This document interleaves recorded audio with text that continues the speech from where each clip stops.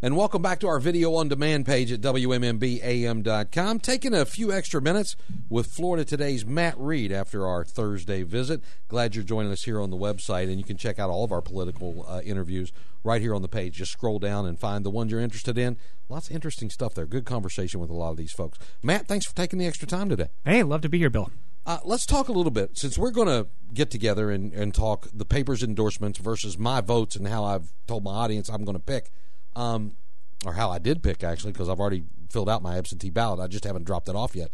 Let's talk a little bit about Florida Today's endorsement process. How it may have changed from what it was before to what it is today.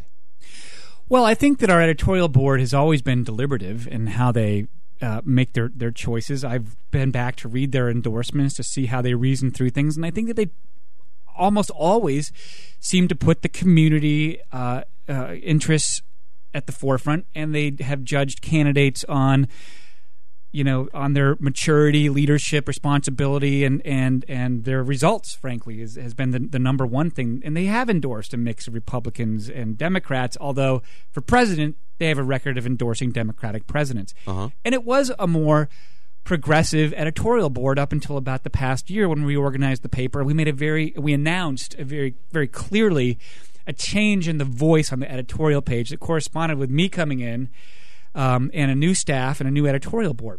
The new editorial board today is our executive editor, Bob Stover, our publisher, Jeff Keel, me, and Alice Garwood, who edits our op-ed pages and our letters and has a nice touch on the pulse of what people are thinking. Sure.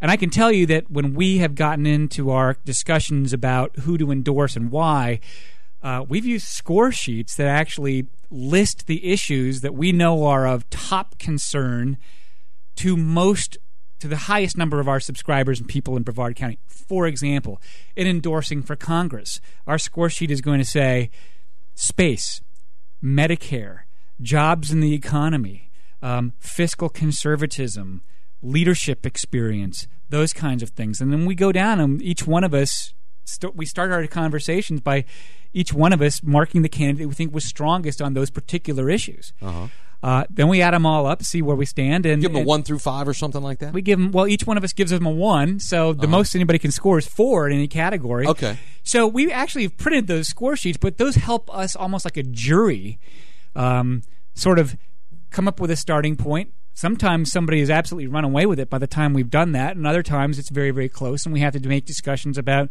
okay, if we're going to break a tie here, how do you do that? Usually it's by saying, well, this issue here matters more than any other this year, right? Jobs in the economy. Mm-hmm. So who won on that issue? We haven't really had to do that, but there are still some endorsements to make, mm-hmm. and we'll see how things go. I think people will be in some surprises. An afternoon or a day, or have you met several times over a period of days? How did you physically actually do these endorsement meetings? Well, we had one big one after we did our candidate forums, in which most of us were, the 4 of us were able to go watch the candidates, ask our questions.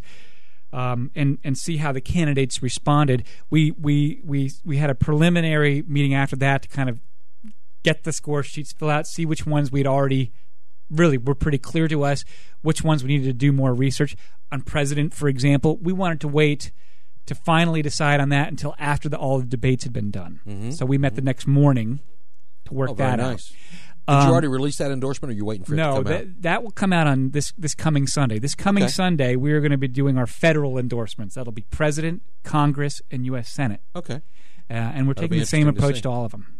Very good. How did you, because you're not covering every race, just like I couldn't interview every race here on the show or even on the video on demand page, couldn't get all of the races in that are happening in Brevard County. We're a big county. We've got a lot of city governments that are having things going on. Didn't touch any of the city referendums, for example, during my interviews or in those discussions. So how did you decide at Florida Today what races were you wanting to endorse, and why or why not on a race? Well, that's a really good question because, for starters, we're a leaner, smaller news staff than we've been in the past, and there was only so many that we could do. So we had to make a cut somewhere about how do we decide where to weigh in. Endorsements are hard work. You have to do a lot of research, interview the candidates, set up forums, do some reading. So what we figured was we could really weigh in on 6 local races that were of special importance this year. For example, in the northern part of the county, you have a county commission race and you have a race for Congress where the space industry, space jobs, and our local response to it are spearheaded in many ways by those figures. That District 1 county commissioner, for example, or big interest for his constituents, no doubt. Or the U.S. representative who's going to be in this new redrawn district that includes all of Brevard County. Mm-hmm. So those are 2 big ones. Those were easy calls. In the south part of the county, we have races that where you have redistricted areas and different mixes of voters. Where, for example, in House District 53, that's a whole new House district. That encompasses all of Palm Bay now as part of that contiguous sort of, standard. So there are a lot of voters who need to get to know the candidates, and those were going to be more competitive races, and we really wanted to get in there to help our readership make a smart choice. Same with the county commission race in District 3. That's a slightly different district now that that's been redrawn. Right. Same reasons. And then, of course, there's the justice races, the sheriff and the state attorney.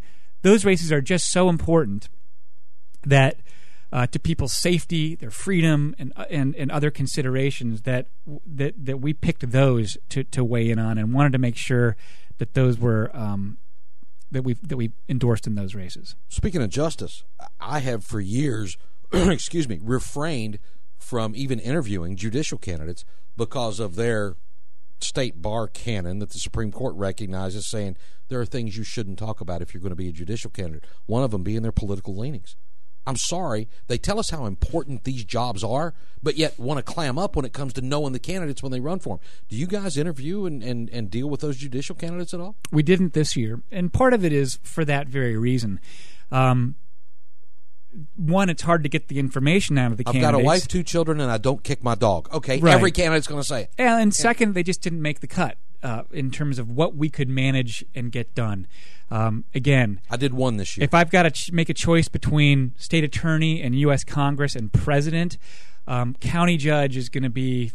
it's going to be a tougher call somewhere else on the list to weigh Absolutely. in on that. Now, I should point out that our editorial board and our endorsements are part of our, is what my small opinion staff does. We also have our Metro news staff that is covering these races, putting out special sections for voters that profile all the different races. They're doing the nuts and bolts day in and day out coverage. Right. And I have to rely on them to do that kind of thing, especially in city races. Those are really important to local things. But if you're trying to pick the races to endorse in with a 2-person hands-on staff, it's hard to get to all of those races in Palm Bay, Cocoa Beach, and Satellite Beach. I took representative cities. I took Melbourne and Palm Bay as the 2 biggest cities with races that are important there. And then I took Satellite Beach because of having lived there most of my time in Florida. I've been out of town for 9 months maybe. And West Melbourne because of the controversies going on there, and seeing those 2 as examples of the smaller cities in Brevard, and on both ends of the spectrum, potentially on some various issues. So yeah, there are some cities that are real flashpoints on broader issues. Palm Bay being one. Which way will that council go on? Pensions and unions, for example. Exactly. You've got a mayor who has sort of coerced his way into running for yet another term. There's questions about that. Satellite Beach, obviously, you've got the fiscal issues that they're trying to hammer out, and some interests are using that as sort of almost like a test case for how to create a new model for running your city. Mm-hmm. Melbourne, you've got a pretty good contested mayor's race. So when we do our election night TV coverage, we will include those cities and some of those local municipal races, including the judges' race, in our results. But again, we're not going to weigh into we're not going to devote a lot of resources for our opinion pages in terms of endorsement in those races. How do you rate this campaign season compared to previous seasons that you've covered? Does it have a different feel? Is there a different energy in play? Yeah, I think so. I mean, I think that what we're seeing is more hype and more lying at more levels, and for 2 reasons. One is that at the very top level, the presidential race, they've almost just decided that accuracy, facts, and consistency don't matter. When you get to the point where you've got all these fact-checking organizations and you're just dismissing them as biased and you're just saying whatever you want because it works, that's a bad sign to me. But what we're also seeing is that at the smaller levels, you've got much savvier local campaigns that are enabled by technology to borrow some of the exact same tactics from their big brothers and sisters in the national parties, and they're trying some of that stuff locally as well. I would expect to see some pretty crazy hit stuff come out by way of direct mail, robocalls, media advertisements right up until Election Day. That's why on the Monday after the pre-election weekend, we're going to open up the show to rebut negative mailers that came out over the weekend.